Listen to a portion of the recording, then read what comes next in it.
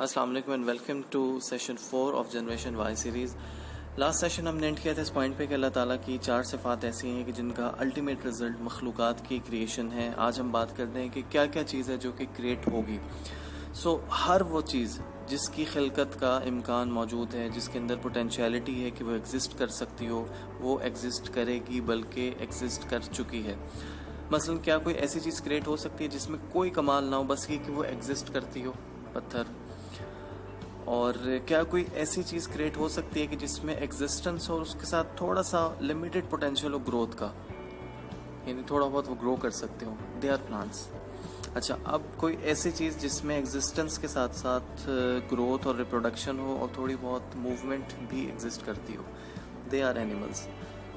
अब किसी ऐसी मखलूक का चांस है कि जो कि टोटल परफेक्शन पर हो, एब्सोलूट फ्लॉलेस हो, जिसमें किसी किस्म की कोई गलती का इम्कान ना हो, इसमें किसी किस्म की ग्रोथ और परफेक्शन की कोई गुंजाइश ना हो, वो फरिश्ते हैं।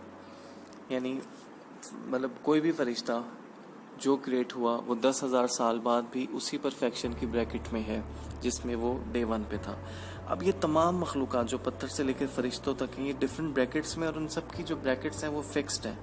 लेकिन क्या कोई ऐसी मखलूक बन सकती है जो स्टार्ट ज़ीरो पर हो, मगर उसमें ये सलाहियत हो कि वो इन दोनों जानिब में ग्रो कर सकती हो, चाहे तो टोटल परफेक्शन की तरफ मूव करे और चाहे तो अपने इख्तियार से डिक्लाइन करना शुरू कर दे।